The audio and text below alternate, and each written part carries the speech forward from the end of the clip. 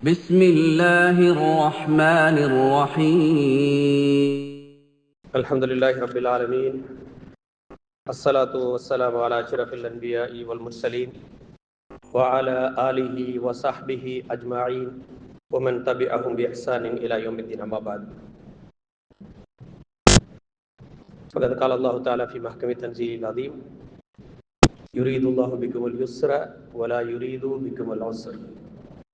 அன்பிற்குரிய அல்லாஹ்வின் நல்லடியார்களே, அல்லாஹ்வுடைய மாபெரும் கிருபையினால் சிறப்பான முறையிலே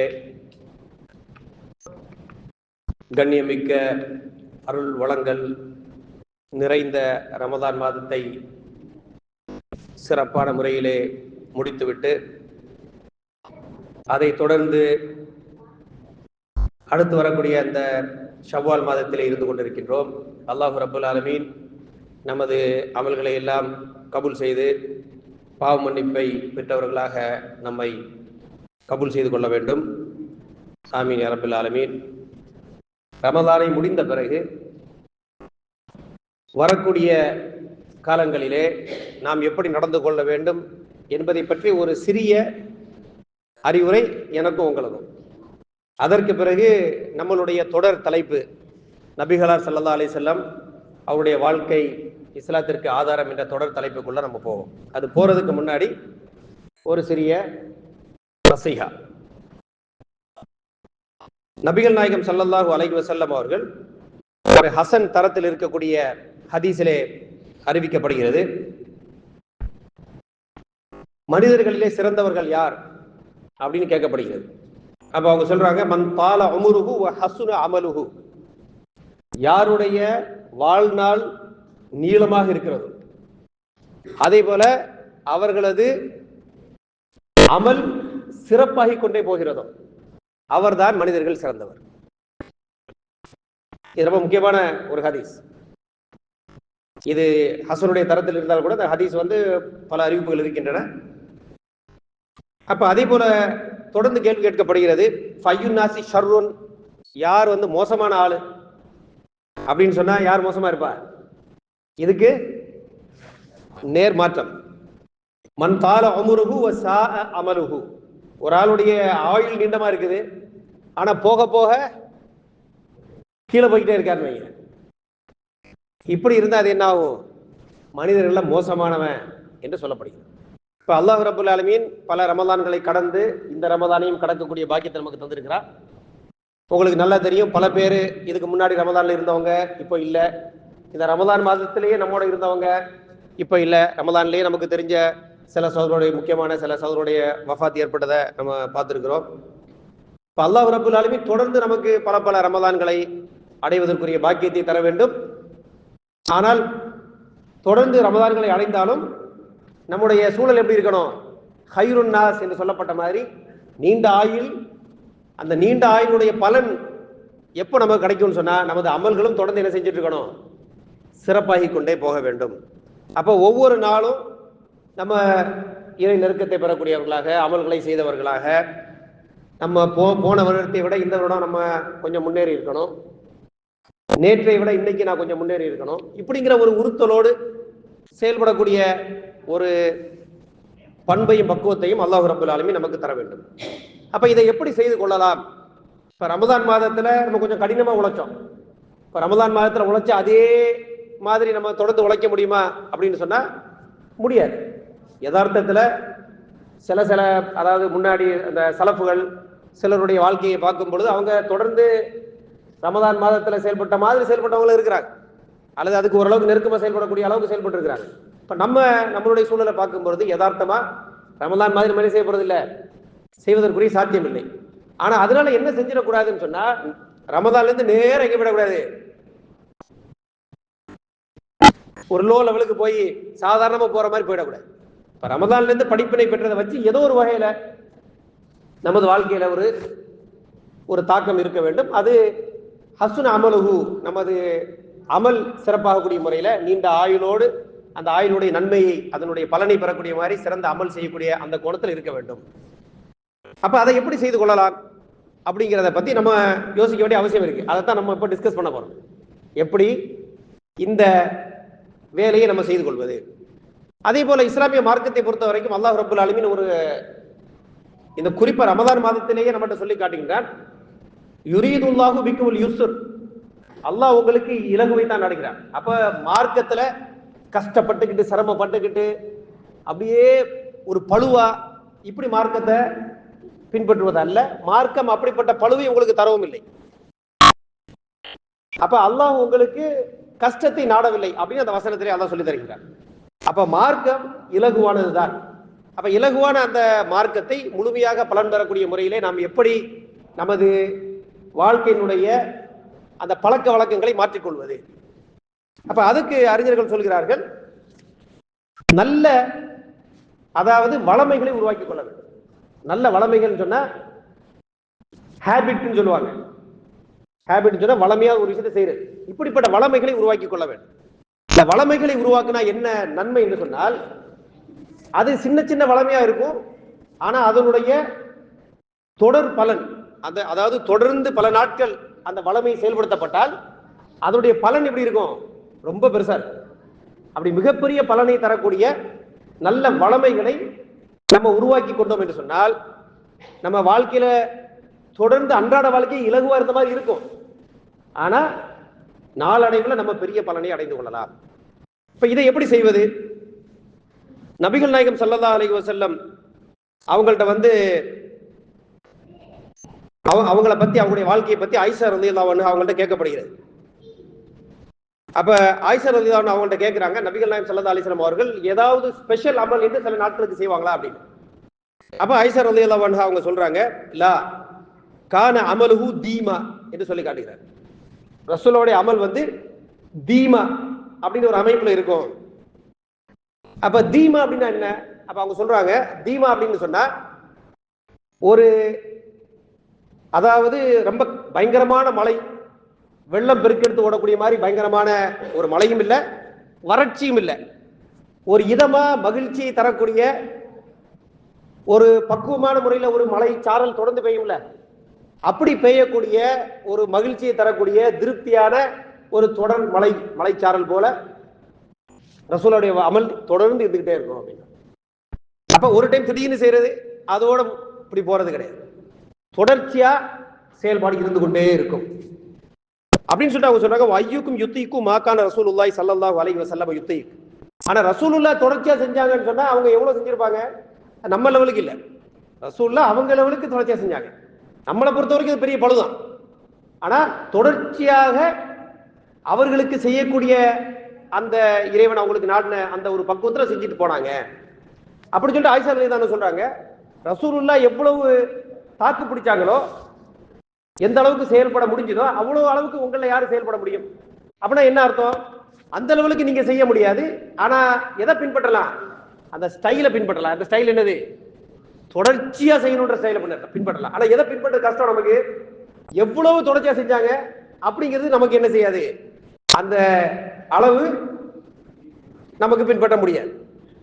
அப்ப நம்ம எந்த அளவுக்கு பின்பற்றுவது அப்படிங்கிற ஒரு கேள்வி. அப்ப நபிகள் நாயகம் இன்னொரு ஹதீஸ்ல நமக்கு சொல்லி தருகிறார்கள், ஐயுல் அமாலி அஹப்பு இலல்லாஹ், அல்லாஹ்வுக்கு மிக விருப்பமான அமல் எது அப்படின்னு கேட்கப்படுகிறது. அப்ப அதுக்கு நபிகள் நாயகம் ஸல்லல்லாஹு அலைஹி வஸல்லம் அவர்கள் சொல்கிறார்கள், கால அதுவமுஹா வயின் கல்ல என்று சொல்லி தருகிறார்கள். அதாவது குறைவாக இருந்தாலும் அது தொடர்ந்து நிரந்தரமாக இருக்க வேண்டும். இப்படி தொடர்ச்சியாக செய்யக்கூடிய இந்த வணக்க வழிபாடு அல்லாஹ்வுக்கு மிக விருப்பமானது என்று நபிகளார் சொல்லி தருகிறார். அப்படி சொல்லிட்டு திரும்ப அந்த ஹதீஸ்லையும் சொல்லப்படுகிறது, கால இக்லஃபு மினல் ஆமாலி மா துத்தியக்கூன், உங்களுக்கு எவ்வளவு தாங்க முடியுமோ அந்த அளவுக்கு நீங்க செய்து கொள்ளுங்கள். அப்ப இதுல என்னெல்லாம் இருக்குன்னு சொன்னா, குறைவாக செய்தாலும் தொடர்ச்சியாக செய்வதில் என்ன இருக்குது? அது இறைவனுக்கு திருப்தியான அமல் ஆகிறது. இப்ப குறைவுனா எவ்வளவு குறைவு? ஒரு கேள்வி இருக்குல்ல, குறைவுனா எவ்வளவு குறைவுனா உங்களுக்கு தாங்க முடியாத அளவுக்கு செய்திடாதீங்க அப்படின்ற குறைவு. புரியாத குறைவு என்னன்னு? குறைவு கருத்தை என்னன்னு சொன்னா, சும்மா இது ஒரு மேட்டர் இல்ல அப்படின்னு ஒரு சிம்பிளா செய்யற அந்த குறைவு சொல்லலைங்க. நமக்கு லோடு பண்ணிக்கிற அளவுக்கு லோடு பண்ணக்கூடிய அளவுக்கு போகாதீங்க, அதுக்கு ஒரு ஸ்டெப்பு கீழே. இந்த லெவலுக்கு குறையும். இப்போ உதாரணமாக பார்த்தீங்கன்னு சொன்னால், ஒருத்தருடைய வாழ்க்கை சூழல்ல இப்போ காலையில் ஃபஜ்ர் தொழுகிறோம், தொழுத பிறகு ஒருத்தருடைய தொழில் நடவடிக்கை அவருடைய அந்த அமைப்பில் திருக்குறானில் வந்து ஒரு பேஜ் தொடர்ந்து ஓதலாம். ஆனால் அந்த ஒரு 5 பேஜ் ஓதிட்டு போகணுமா இருந்தால் அவருக்கு சூழல் சரியில்லை. இப்போ அவர் என்ன செய்யணும்? தொடர்ந்து ஒரு பேஜ் ஓதுவது தொடர்ந்து இந்த அதாவது அதுவமுகா இந்த கல்ல என்று சொல்லக்கூடிய அந்த கணக்கில் பொருத்தமாக இருக்கும். அதே சமயத்தில் அவர் ஒரு ஜுசு கூட ஓதலாம், ஒன்றும் பிரச்சனை இல்லை. இப்படிப்பட்ட ஒருத்தர் என்ன செய்யக்கூடாது? நானும் தொடர்ந்து ஒரு பேஜ் ஓதிட்டு போறேன் அப்படின்னு சொன்னா, நமக்கு செய்ய முடிஞ்ச அந்த கெப்பாசிட்டியை பார்க்கும் பொழுது இந்த அளவு என்னது? நமக்கு பழுவான ஒரு அளவை நெருங்கவில்லை. அப்ப இப்படி செய்யும் பொழுது நம்ம குறைவான செஞ்சுட்டேன் அப்படின்னு கணக்குல போக முடியாது. இது உங்களுக்கு ரொம்ப ரொம்ப குறைவு. அப்ப நமக்கு ஏற்புடைய அளவுக்கு பழுவாகாத அந்த லிமிட்டுக்கு உள்ள நிக்கணும் அப்படிங்கிறத இந்த அளவு. அப்ப நமக்கு தொடர்ந்து என்ன செய்யணும்? நம்ம செய்யக்கூடிய செயல்பாடு நமக்கு ஒரு உத்வேகத்தை தர வேண்டும். அதுல கொஞ்சம் அதாவது கொஞ்சம் எஃபர்ட் என்று சொல்ல மாதிரி சில முயற்சிகள் எடுத்து செய்யற மாதிரி இருக்கணும். ஆனா எப்படி இருந்துடக்கூடாது? எப்படி இருக்கக்கூடாது? ஒரு சுமையா பழுவா இருந்துடக்கூடாது. அது அப்படியே நமக்கு சடைவடைஞ்சு இது மாதிரி செய்ய முடியாது அப்படின்னு விட்டுட்டு போற மாதிரி இருக்கக்கூடாது. தொடர்ந்து ஆர்வம் மூட்டிக்கிட்டே இருக்கணும், ஈஸியா செய்யற மாதிரி இருக்கணும். அதே சமயத்துல பழுவா இருக்கக்கூடாது, ஈஸிங்கிறதுனால அது ஒரு பொருட்டை இல்லைன்ற அளவுக்கு இருக்கக்கூடாது. இந்த ஒரு பேலன்ஸ்ல அவங்க என்ன செய்யணும்னு சொன்னா, எந்தெந்த அமல்களை செய்ய வேண்டும் என்று முடிவெடுத்து செய்ய வேண்டும். இதை சிறப்பாக செய்வதற்கு என்ன வழின்னு சொன்னா, வளமையை உருவாக்கி கொள்ளும். வளமைனா என்ன? உதாரணமாக ஒரு பெரிய தாவா களத்துல செயல்படக்கூடிய ஒரு தாய், அவர் சிறப்பான முறையில நீங்க தாவா ரீதியான எந்த கேள்வியை கேட்டாலும் சரி, மாஷா அல்லாஹ் தக்க ஆதாரத்தோடு தெளிவா பதில் சொல்லக்கூடிய ஒரு ரொம்ப யங் ஃபெலோ, ஒரு 35 வயசு இருக்கும். இப்ப அவர்கிட்ட ஒருத்தர் கேட்கிறாங்க, நீங்க வந்து எப்படி இவ்வளவு விஷயத்தை கத்துக்கிட்டீங்க அப்படி? ஏன்னா எந்த டாபிக் பேசினாலும் அதுல ஒரு எக்ஸ்பிளேஷன் கொடுக்குறீங்க, அதுக்கு ஒரு தெளிவான விளக்கம் கொடுக்குறீங்க. அது குரான் சம்பந்தமான விஷயமா இருந்தாலும் சரி, அல்லது வரலாறு சம்பந்தமான செய்தியா இருந்தாலும் சரி, மற்ற வேதங்கள் சம்பந்தமான செய்தியா இருந்தாலும் சரி, அதாவது விஞ்ஞான ரீதியான விஷயமா இருந்தாலும் சரி, அரசியல் ரீதியான விஷயமா இருந்தாலும் சரி, அதே மாதிரி வேற ஆன்மீக ரீதியான விஷயமா இருந்தாலும் சரி, எந்த டாபிக் எடுத்தாலும் ஓரளவுக்கு நியாயமான ஒரு பின்னணியோட இருக்கிறீங்களா, எப்படி இதெல்லாம் கத்துக்கிட்டீங்க அப்படி? அவர் என்ன சொல்றாரு அப்படின்னு சொன்னா, இதை கத்துக்கிறதுக்கு ரொம்ப சிம்பிளான ஒரு வழிதான். அது என்ன அப்படின்னா, தொடர்ந்து வளமையை உருவாக்கிடுங்க. என்ன வளமை? ஃபஜ்ர் தொழுகை முடிஞ்சதா? முடிஞ்ச பிறகு ஏதோ ஒரு குறிப்பிட்ட செயல்பாடு நீங்க செய்யணும். உதாரணமா திருக்குறான் ஓதுவது, உதாரணமா ஒரு அரை ஜூஸ் ஓதுவது அல்லது 1/4 ஜூஸ் ஓதுவது, ஓதிட்டு அதனுடைய அர்த்தங்களை பார்த்து அதனுடைய தப்சீர்களை பார்த்து அதை விளங்கிறது. இப்படிங்கிறதுக்கு ஒரு நேரத்தை ஒதுக்குறது, ஒரு 1/2 மணி நேரம் ஒதுக்குறது. உதாரணத்துக்கு சில பேருக்கு ஒதுக்க முடியும், சில பேருக்கு ஒதுக்க முடியாது. அவங்க திட்டமிட்டுக் கொள்ள வேண்டும். கரெக்ட் தானே? அப்படி நேரத்தை ஒதுக்கிட்டு மிக முக்கியமான விஷயம் என்னன்னு சொன்னா, எது எங்க போய் எது எங்க வந்தாலும் சரி, எதை விடக்கூடாது? எதை விடக்கூடாது? இந்த வளமையை விட்டுறவே கூடாது. என்ன நடந்தாலும் சரி, சில சமயம் ஆர்வமா இருக்கும் ஒரு நாளைக்கு, அப்போ இந்த வளமையை செய்யணும். சில சமயம் ரொம்ப ஆர்வமே இல்லாம இருக்கும், எப்படி நம்ம செய்யறதுன்னு தெரியாது, அப்பவும் என்ன செய்யக்கூடாது? அது ஆர்வமே இல்லாட்டியும் வளமையை விட்டுறக்கூடாது. அது புரிஞ்சாலும் சரி, புரியாட்டியும் சரி, மனசுக்கு அன்னைக்கு முழுமையா விளக்க முடிஞ்சாலும் சரி, எதை விடக்கூடாது? வளமையை விட்டு விடக்கூடாது. அப்ப வளமையை தொடர்ந்து செய்ய செய்ய அதுவே என்ன செய்யும்? நமக்கு ஆர்வம் மூட்டக்கூடிய ஒரு ஊக்கமூட்டக்கூடிய ஒரு அமைப்பாக மாறும் அப்படிங்கிறத விளங்கிக் கொள்ள வேண்டும். அப்ப இது ஒரு அமைப்பு. அதே மாதிரி லோஹர், அப்ப அவர் தொழுகையோட கனெக்ட் பண்ணார். ஒரு வக்துக்கு பிறகு என்ன செய்யணுமா? ஒரு சில வேலையை செய்யறது. இப்ப லோஹர்னா லோஹர் முடிச்சுட்டு ஏதோ ஒரு சப்ஜெக்டை படிக்கிறது.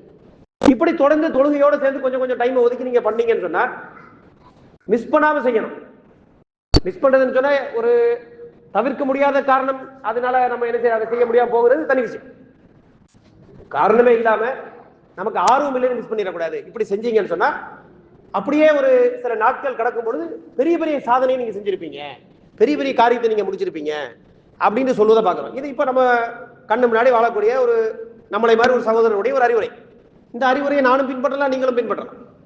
அப்ப நம்ம என்ன செய்யணும் என்று சொன்னால், ரமதான் முடிந்த பிறகு நமக்கு என்று சில வளமைகளை ஏற்படுத்த வேண்டும்.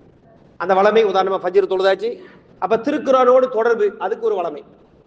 அதுக்கார்கள், அதுக்கு ஒரு வளமை. திருக்குறானை விளங்கிக் கொள்வதற்கு என்று ஒரு வளமை. மார்க்க கல்வி கற்றுக்கொள்வதற்கு என்று ஒரு வளமை. அதே மாதிரி உடல் ஆரோக்கியம், உடல் பயிற்சி, அதுக்கு ஒரு வளமை. அதையும் பாதுகாத்துக்கணும்ல. இப்ப நான் சொல்றதெல்லாம் நான் செய்யறேன்னு அர்த்தம் இல்லை, உங்கள்கிட்ட சொல்லி அது மூலம் நம்மளும் செய்யறதுக்கு ட்ரை பண்றோம் இன்ஷா அல்லாஹ். சரியா? அப்ப இப்படி எல்லாம் ஒரு வளமையை நம்ம ஏற்படுத்தி சொன்னா உடலும் ஆரோக்கியமா இருக்கும், உள்ளமும் ஆரோக்கியமா இருக்கும், அதே மாதிரி மனசும் ஆரோக்கியமா இருக்கும், கல்வும் ஆரோக்கியமா இருக்கும். அப்ப நம்மளுடைய இறை நெருக்கத்துக்கு ஒரு வழியும் அதிகரித்துக் கொண்டே போகும். ரொம்ப முக்கியம் என்னன்னு சொன்னா இந்த அமல் தான் அல்லாஹ்வுக்கு விருப்பமான அமல் என்பதை புரிந்து கொள்ள வேண்டும். ஒரு நாளைக்கு நிறைய செஞ்சு தொடர்ந்து பல நாள் செய்யாமல் இருப்பதை விட இப்படி தொடர்ச்சியாக செய்வது இறைவனுக்கு விருப்பமான அமல். அப்ப எதுக்கெல்லாம் நேரம் ஒதுக்கலாம்? நம்ம திருக்குர்ஆன் உள்ள தொடர்பு இதுக்கு நேரம் ஒதுக்கணும். ஆமா தானே? என்ன ஆமாவா இல்லையா? நிச்சயமா ஒதுக்கணும். அதுல திருக்குர்ஆனை விளங்குவதற்கு ஒரு பகுதி இருக்க வேண்டும். சில பேர் திருக்குர்ஆனை மனனம் செய்வதற்கு ஒரு பகுதி வச்சுக்கலாம். இது ஒரு வகை, ஒரு பகுதி. அதே போல மார்க்க கல்வியை கற்றுக்கொள்வது, நம்ம இதுவரைக்கும் என்ன கத்துக்கிட்டோமோ இன்னும் கொஞ்சம் மார்க்கத்தை விளங்குவதற்கு என்று கொஞ்சம் நேரத்தை ஒதுக்க வேண்டும். இப்படி என்று நம்ம திட்டமிட்டு சில காரியங்களை செய்தோம் என்று சொன்னால் நம்ம அறியாமலேயே நம்ம என்ன செய்வோம்? பெரிய லெவலுக்கு இறை நெருக்கத்தை பெறக்கூடிய கல்விகளை கற்றவர்களாக, திருக்குர்ஆனை விளங்கியவர்களாக, திருக்குர்ஆனை மனனம் செய்தவர்களாக மாற முடியும் என்பதை புரிந்து கொள்ள வேண்டும். அப்ப இந்த ஒரு அடிப்படையை நான் அந்த ரமதானுக்கு பிறகு நீங்களும் நானும் செய்ய வேண்டிய முக்கியமான விஷயம் என்னவென்று சொன்னால், நம்ம நிச்சயமா சில வளமைகளை செய்ய வேண்டும். ரமதானுக்கு முன்னாடி நம்ம நிலைமை எப்படி இருந்ததோ அதை விட அது எப்படி இருக்கணும்? கொஞ்சம் பெட்டரா இருக்கும். அந்த பழைய ரூட்ல இருக்கக்கூடாது. அப்படி நம்ம செயல்பட்டோம் என்று சொன்னால் இன்ஷா அல்லாஹ் நம்ம அடுத்த ரமதானை சந்திக்கும் பொழுது நம்ம இன்னொரு நல்ல முன்னேற்றம் அடைந்த இன்னொரு சிறப்பான நிலைமையில நம்ம வாழக்கூடிய வாய்ப்பு இருக்குது. அல்லாஹ் நமக்கு நீண்ட ஹயாத்தை கொடுத்து அடுத்தடுத்த ரமதான்களை சிறப்பாக சந்திக்கக்கூடிய பாக்கியங்களை தர வேண்டும். அதே போல இந்த வளமையினுடைய இன்னொரு முக்கியமான பகுதி என்னவென்று சொன்னால், நானும் சில வகுப்புகளை நடத்துறேன். அந்த வகுப்புகளை நடத்தல நான் கத்துக்கிட்ட ஒரு முக்கியமான ஒரு விஷயம் என்னன்னு சொன்னா, ஒருவர் ஒரு விஷயத்தை கத்துக்கொள்ளாமல் போவதற்கு மிக முக்கியமா ஒரே ஒரு காரணம் என்கிட்ட கேட்டான். அந்த காரணம் என்ன அப்படின்னு சொன்னா, அவருக்கு நல்ல ஆற்றல் இல்லை, அறிவில்லை, அல்லது விளங்கக்கூடிய கெப்பாசிட்டி இல்லை. இது எல்லாம் காரணம் கிடையாது. ஒரே ஒரு காரணம் தான் மிக முக்கியமான காரணம். அது என்ன காரணம்னு சொல்லுங்க. என்ன காரணம் சொல்ல போறேன்னு சொல்லுங்க. என்னமா? தொடர்ந்து வருது கிடையாது. நம்ம மக்கள் இப்போ வகுப்பு கிளாஸ் பண்ணணும்னு வைங்க, அது இப்போ மார்க்க கல்வி கிளாஸா இருந்தாலும் சரி, சீரா கிளாஸ், தப்சீர் கிளாஸ், அரபிக் கிளாஸ் எதுவாக இருந்தாலும் சரி, தொடங்கும் போது மாஷா அல்லாஹ்னு எத்தனை பேர் வருவாங்க? நம்பர் சொல்லுங்க. 60 பேரா? ஏன் உங்க கிளாஸ்ல 60 பேர் வந்தாங்களா? இல்ல, ஸ்டார்டிங்ல என்னைக்கே 10 பேர், ஸ்டார்டிங்ல ஒரு 50-100 பேர் வந்துருவாங்க. அதை பார்க்கும்போது நமக்கு உண்மையிலேயே மாஷா அல்லாஹ்னு இருக்கும். ஆனா என்னமா, ஆனா ஒரு 10 கிளாஸ் தாண்டும் பொழுது என்ன ஆயிடும்? அது பிஸ்மில்லாஹ்னு 50% தாண்டிடும். இன்னும் கொஞ்சம் கிளாஸ் தாண்டும் போது 10, 5, அப்புறமா நம்ம நம்ம ஆசிரியர் மட்டும் வருவார் போவார். அப்புறம் போர் அடிச்சு அவரே சரி இனிமேல் நம்ம எதுக்கு படிக்கணும் அப்படின்னு ஆஃப் ஆயிடுவார். அப்போ மாணவர்கள் ஆஃப் ஆயிடுவாங்க. இப்படிதான் எல்லா கிளாஸும் போகுது. இப்படி போகாத கிளாஸ் ஏதாவது ஒன்று இருந்தால் மட்டும் என்ன சொல்லுங்க. அப்ப என்ன முக்கியமான பாயிண்ட்னு சொன்னா, தொடர்ந்து பயணிக்கல கத்துக்கிறல, அவ்வளவுதான் பாயிண்ட். அதுதான் அரபியில சொல்லுவாங்க மன்த அண்ணா, அதாவது மன்த அண்ணா நால மாத்த, அதாவது மன்த அண்ணா நால மாத்த மன்னா அப்படின்னு ஒரு பழமொழி இருக்கு. மன்த அண்ணா நால மாத்த மன்னா அப்படின்னு. ஒருவர் தொடர்ந்து ஒரு விஷயத்துல பயணிச்சுக்கிட்டே இருந்தா அவர் எதை நாடினாரோ அதை அடைந்து கொள்வார். அப்ப ஒரு இலக்கை அடையணும்னா என்ன செய்யணும்? தொடர்ந்து பயணிக்க வேண்டும். அதனாலதான் சில பேர் சொல்லுவாங்க, வாழ்க்கையில உங்களுக்கு இலக்கு முக்கியம் அப்படின்னு சொல்லுவாங்க. கேள்விப்பட்டிருக்கீங்களா? உங்களுக்கு என்று ஒரு இலக்கு இருக்க வேண்டும், அந்த இலக்கை நோக்கி நீங்கள் பயணிக்க வேண்டும். கேள்விப்பட்டீங்களா? கேள்விப்படலையா? அது ஒரு காலம். இப்ப என்ன சொல்றாங்கன்னு சொன்னா, இலக்கு இல்ல முக்கியம். இலக்கை விட மிக முக்கியம் என்னவென்று சொன்னால், வாழ்க்கையில உங்களுக்கு என்று வளமை இருக்க வேண்டும். தொடர்ந்து அந்த வளமையை கடைபிடிச்சீங்கன்னு சொன்னா இலக்கையெல்லாம் தாண்டி பெரிய லெவலுக்கு போயிடலாம். அப்ப முக்கியம் இலக்கு இல்லை, முக்கியம் அந்த வளமை. ஒரு கரெக்டான ஒரு வளமை நீங்க உருவாக்குனீங்கன்னு சொன்னா இதன் மூலமா நீங்க பெரிய பெரிய லெவலுக்கு போயிடலாம். ஏன்னா இலக்கு அடைஞ்சா அப்புறம் என்ன செய்யறதுன்னு தெரியாது. இல்லை, இது அப்படி இல்லை. தொடர்ந்து நீங்க என்ன செய்வீங்க? முன்னேற்ற பாதையிலே பயணித்துக் கொண்டு போவீர்கள் என்ற கருத்தை சொல்வதை பார்க்கிறோம். ஆகவே இந்த அடிப்படையில, இந்த ஹதீஸில் அடிப்படையில, அதாவது அஹப்புல் அமால் இலல்லாஹி அதுவமுஹா வயின் கல்ல என்ற அடிப்படை, அதே போல ஓவர்லோட் பண்ணிக்கிற கூடாது என்ற அடிப்படையில கவனமா இருக்கணும். அந்த வளமையை மிஸ் பண்ணாம தொடர்ந்து பயணிக்க வேண்டும். இப்படி நம்ம திட்டமிட்டு சில காரியங்களை நம்ம செஞ்சோம்னு சொன்னா, அப்ப திட்டம் எப்போ போடலாம்? இன்னைக்கு போனோடனே நைட்ல திட்டம் பிளான் பண்ணிக்கலாமா? இப்போ வரக்கூடிய ஒரு 2-3 நாள்ல பிளான் பண்ணிருங்க. பண்ணி அப்படி தொடர்ந்து பண்ணுங்க. அதுல உடல் ஆரோக்கியம், எக்ஸசைஸ் எல்லாத்தையும் சேர்த்துக்கங்க. இப்படி பிளான் பண்ணி வேலை செஞ்சோம்னு சொன்னா ஸ்லோவா நம்மளை அறியாமலேயே நமக்கு உடல் ஆரோக்கியமாயிடும், நமக்கு மார்க்க கல்வி அதிகரிச்சிடும், திருக்குரான் மனநம் அதிகரிச்சிடும், திருக்குரான் விளங்குறது அதிகரிச்சிடும். ஒரு குறிப்பிட்ட துறையை கத்துக்கலாம், அரபி மொழியை கத்துக்கணும், அப்படியே பயணிச்சா இருந்தான்னு ஒரு வருஷம் 2 வருஷம் பயணிச்சோம்னா அரபி மொழியை கத்துக்கலாம், எல்லாம் செய்ய முடியும் இன்ஷா அல்லாஹ் தஆலா. அப்ப இதுதான் நசீஹா. இந்த ரமதானுக்கு பிறகு நமது வாழ்க்கையில ஒரு பெரிய தாக்கத்தை ஏற்படுத்தக்கூடிய ஈஸியான வேலை என்னன்னு சொன்னா, இந்த நபிகளாருடைய இந்த ஹதீஸ்களில் இருந்து நம்ம பெறக்கூடிய படிப்பினை, அதன் மூலமாக மன் தால உம்ருஹு வ ஹஸன அமலுஹு என்று சொன்ன மாதிரி வாழ்க்கை நீளமாக அல்லாஹ் தரணும், நமது அமல்களும் சிறப்பாகிக் கொண்டே போக வேண்டும். அப்படிப்பட்ட நல்ல மக்களாக அல்லாஹ் நம்மை மாற்ற வேண்டும். அதே போல இந்த மாதத்துல நம்ம நோன்பு, அது எல்லாருக்கும் தெரியும். ரமதான் மாதத்தினுடைய நோன்பு முடிஞ்சு அப்படியே தொடர்ந்து 6 நோன்பு பிடிச்சா காலமெல்லாம் நோன்பு இருந்த மாதிரி நன்மை இருக்கு அப்படின்ற ஹதீஸ்கள் நமக்கு நல்லா தெரியும். சில பேர் ஏற்கனவே ஓரளவுக்கு அந்த நோன்பு முடிச்சிருப்பாங்க, சில பேர் இனிமே நோன்பு பிடிக்க திட்டமிட்டு இருப்பாங்க, இன்னும் டைம் இருக்குது. ஆகவே அந்த ஷவ்வால் மாதத்துக்குள்ள அந்த நோன்பை முடித்துக் கொள்வோம். இப்போ இதுதான் நம்மளுடைய அந்த முதல் பகுதி, அதாவது நசீஹா. ரமலானுக்கு பிறகு நம்ம என்ன செய்யலாம் அப்படிங்கிறதுக்கு ஒரு திட்டம். இது பிரயோஜனமான டிஸ்கஷனா இல்லையா? அப்ப நம்ம என்ன செய்வோம், ஒரு திட்டமிட்டு செயல்படுவோம் இன்ஷா அல்லாஹ் தான். இப்போ அடுத்து நம்ம என்ன செய்யறோம்னு சொன்னா, நமது அந்த தொடர் தலைப்புக்குள்ள போறோம். இன்னைக்கு நேரம் சுருக்கமா இருக்கிறனால அதுல ஒரு சிறிய பகுதியை பார்ப்போம். நம்ம தொடர் தலைப்பு என்ன அப்படின்னு ஞாபகம் இருக்கா? நான் ஆல்ரெடி சொல்லிட்டேன். என்னது? என்னமா? நபிகளாரின் வாழ்வு இஸ்லாத்திற்கு ஆதாரம் அப்படிங்கிற தொடர் தலைப்பு. அதுல ஏற்கனவே 6 பகுதி பேசிட்டோம். இன்னைக்கு 7வது பகுதி அதுல இருக்கிறோம். நம்ம இதுல குறிப்பா நம்ம என்ன பேச போறோம் அப்படின்னு சொன்னா, இதுக்கு முன்னாடி அந்த முஷ்ரிக்குகள் அவங்கள்ட்ட அந்த நபிகளார் இறை தூதர் என்ற கருத்து எப்படி எடுத்து வைக்கப்பட்டது, அதை எப்படி அவங்க விளங்குனாங்க, மறுத்தாங்க. அதே மாதிரி அஹ்லுல் கிதாபிட்ட எப்படி எடுத்து வைக்கப்பட்டது, அதை எப்படி அவங்க விளங்குனாங்க, எப்படி மறுத்தாங்க, இப்படிங்கிற கருத்தெல்லாம் நம்ம பேசணும். இப்போ இன்றைய உரையில, அது சென்ற முறை உள்ள உரையிலையும் இதனுடைய அந்த முதல் பகுதியை நான் சொல்லி காட்டினேன். அந்த பகுதி என்னவென்று சொன்னால்,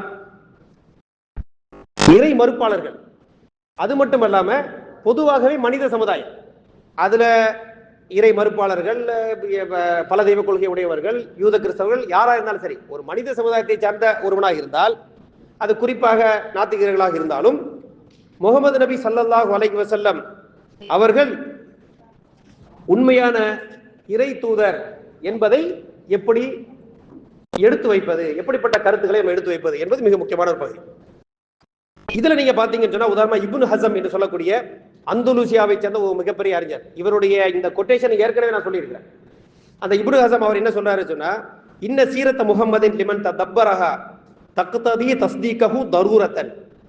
அதாவது நபிகள் நாயகம் ஸல்லல்லாஹு அலைஹி வஸல்லம் அவர்களுடைய சீரான என்னது, அவர்களுடைய வாழ்க்கை வரலாறு.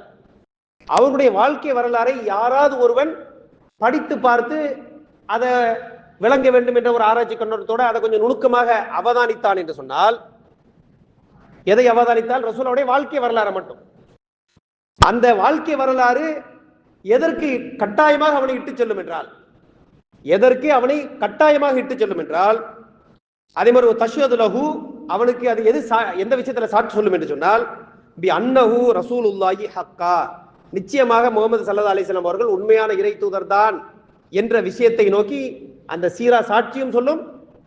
அதை ஏற்றுக்கொள்ள வேண்டும் என்று அவனை என்ன செய்யும், கட்டாயப்படுத்தக்கூடிய ஒரு நிலைமைக்கு அவனை இட்டு செல்லும். ஃபலௌலம் தக்குன் லஹு மூஜிஸத்துன் கைரு சீரத்திஹி லகஃபா.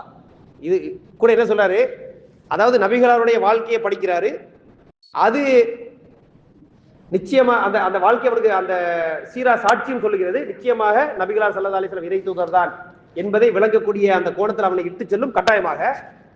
எப்போ நபிகளார் ஸல்லல்லாஹு அலைஹி வஸல்லம் அவர்களுக்கு அவருடைய சீராவை தவிர வேறு எந்த மோஜிசாக்களும் இல்லை என்றாலும், அப்ப வேற எந்த மோஜிசாவும் தேவையில்லை. ரசூலுல்லாஹ்வுக்கு நிறைய மோஜிசாக்கள் இருக்கின்றன. சந்தனை பலந்தது, உணவு அதிகரித்தது, அப்புறம் நீர் வந்தது, இப்படி பல அற்புதங்கள் இருக்கின்றன. இது எதுவும் இல்லாட்டி கூட சீரா மட்டும் போதுமானது அவர் இறை தூதர் என்பதை நிறுவுவதற்கு. அந்த அளவுக்கு அந்த சீராவில் ரசூலுடைய வாழ்க்கை வரலாறுல வெயிட் இருக்குது என்று யார் சொல்லி தருகிறார்? நம்ம இப்னு ஹஸம் அவர்கள் சொல்லி தருகிறார். அப்ப இந்த உண்மையை ஏற்றுக்கொள்வது என்று வருகின்ற பொழுது மக்கள் எப்படி இருக்கிறார்கள் என்று அப்படின்னு சொன்னீங்கன்னு சொன்னா, அல்லாஹ் திருக்குர்ஆன் சொல்லி காட்டுகிறார், அல்லதீன யஸ்தமியூனல் கௌல ஃபயத்தபியூன அஹ்ஸன உலாயிக அல்லதீன ஹதாஹுமுல்லாஹ் வ உலாயிக ஹும் உலுல் அல்பாப். அதாவது அல்லாஹ் யாருக்கு நேர்வழி காட்டுகிறான் என்று சொன்னால், அல்லதீன யஸ்தமியூனல் கௌல, அவங்க வந்து பல செய்திகளை கேட்குறாங்க, பல செய்திகளை உள்வாங்கிறாங்க. ஃபயத்தபியூன அஹ்ஸன, அதில் எது சிறந்தது என்பதை ஆய்ந்து விளங்கி அந்த கரெக்டான விஷயத்தை புரிந்து அதை யார் பின்பற்றுகிறார்களோ உலாயிக அல்லதீன ஹதாஹுமுல்லாஹ், இப்படிப்பட்ட அந்த பண்பு உள்ளவங்க தான் அல்லாஹ் அவங்களுக்கு நேர்வழி செலுத்துவான். அப்போ நேர்வழி வரணும்னு என்ன இருக்கணும்? பல விஷயத்தை கேட்டால் கூட எது நல்லது அப்படின்னு பகுப்பாய்ந்து பார்க்கக்கூடிய பண்பு இருக்கணும். கரெக்டுன்னு தெரிஞ்சால் அதை பின்பற்ற வேண்டும் என்ற ஒரு பண்பு இருக்கணும். அப்போ நல்ல விஷயத்தை, சரியான விஷயத்தை பின்பற்ற வேண்டும் என்ற இந்த ஒரு எண்ணப்பாட்டோடு யார் செயல்படுகிறார்களோ இப்படிப்பட்ட மக்களுக்கு அல்லாஹ் என்ன செய்கிறான்? அவர்களுக்கு நேர்வழி காட்டுகின்றான். உலாயிகஹும் உலுல் அல்பாப், இப்படிப்பட்ட மக்கள் தான் புத்தி உள்ளவர்கள் என்று அதை சொல்லி தருகிறார். அப்போ யார் விவரமான மக்கள்? செய்திகளை கேள்விப்படுகிறார்கள், அதில் எது கரெக்டான செய்தி என்பதை விளங்குகிறார்கள், எது உண்மையோ எது ஹக்கோ எது பின்பற்ற தகுதியானதோ அப்படிப்பட்ட விஷயங்களை பின்பற்றுகிறார்கள். இந்த பண்பு யாருக்கு இருக்கிறதோ இவர்களுக்கு அல்லாஹ் நேர்வழியை தருவான். இவர்கள் தான் புத்திசாலிகள் என்று இதை திருக்குரான் வசனம் சொல்லி தருவதை பார்க்கிறோம். அப்போ நம்ம வாழ்க்கையில் என்ன பார்க்குறோம் அப்படின்னு சொன்னால், நீங்கள் சில பேரை பார்ப்பீங்க, நபிகளாருடைய அவங்க இஸ்லாத்துக்கு ஏன் வந்தாங்க அப்படின்னு சொன்னால் நபிகளாருடைய வாழ்க்கையில் உள்ள ஒரு விஷயம், ஏதோ ஒரு சம்பவம், ஒரு செயல்பாடு, அது அவருக்கு வாழ்க்கையிலேயே பெரிய மாற்றத்தை ஏற்படுத்தி இஸ்லாத்துக்கு வந்திருப்பார்.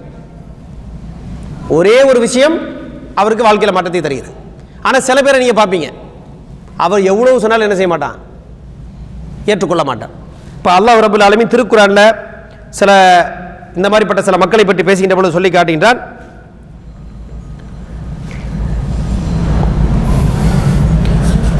அந்த ஏற்றுக்கொள்ளாத மக்கள் எப்படிப்பட்டவர்கள் என்று சொன்னால் சூரா ஹிஜ்ரில் அல்லாஹ் சொல்லி தருகின்றான். வலவ் ஃபதஹ்னா அலைஹிம் பாபம் மினஸ் ஸமாஇ ஃபதல்லு ஃபீ யஅருஜூன், வானத்தில் வந்து ஒரு பெரிய கதவை திறந்து அதில் அவர்கள் தொடர்ந்து மேலே ஏறிட்டு போகிறாங்க. அல்லாஹ் மேலே தூக்கி கூட்டிகிட்டே போய் அத்தாட்சிகளை காட்டான், எங்கே? வானத்திலேயே மேலே கூட்டிகிட்டு போய். அப்போ அந்த மக்கள் என்ன சொல்லுவாங்க?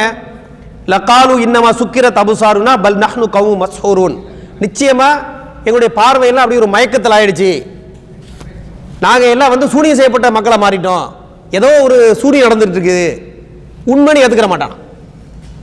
அப்போ வானத்திலே ஏற்றிக்கிட்டு போய் அங்கே அத்தாட்சியை காட்டினா கூட ஏற்றுக்கொள்ளாதவன் என்ன செய்ய மாட்டான்? அதுவும் சூனியம் சரியில்லைன்னு சொல்லிடுவான். அதைத்தான் ஒரு அறிஞர் சொல்லுகின்ற பொழுது சொல்லி காட்டினார். இறைவனை நம்புவதற்கு நீ உனக்கு என்ன தேவை அப்படின்னு கேட்டால் அது அந்த மறுக்கக்கூடிய இறை மறுக்கக்கூடியவன் சொல்லுகின்றான், இறைவன் நேரம் வந்து சொன்னால் நான் ஏற்றுக்கிறேன் அப்படி. அப்போ அவர் கேட்டார், நேரம் வந்தால் அதுதான் இறைவன் உனக்கு எப்படி தெரியும்?